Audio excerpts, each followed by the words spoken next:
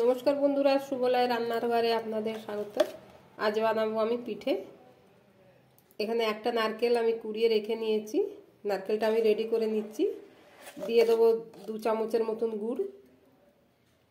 এটা আখের গুড় আছে। ভালো করে মেখে নেব গুড়ের সাথে নারকেলটাকে। আমি 3 চামচ গুড় দিলাম এই চামচে।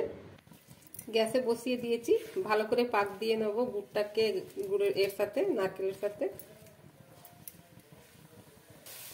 ভাপা পিঠের জন্য আমার নারকেলটা রেডি হয়ে গেছে পুরো। এই যে আঠা আঠা ধরে নিয়েছে।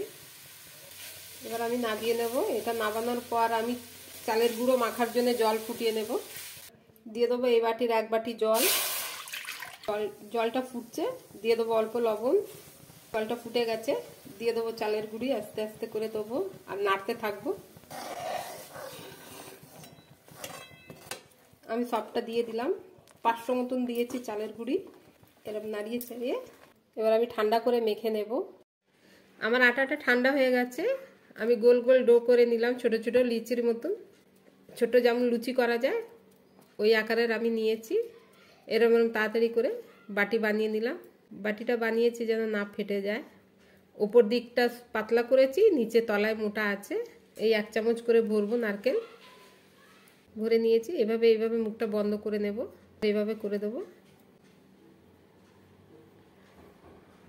এই কোণগুলোকে একটু ঘষে ঘষে এরম করে বন্ধ করে দেবো। হয়ে গেছে আমার একটা। এভাবে আমি সবটা করে নেব। দেবো আবার 1 চামচ নারকেলের পুর। আস্তে আস্তে সাবধানে করতে হবে।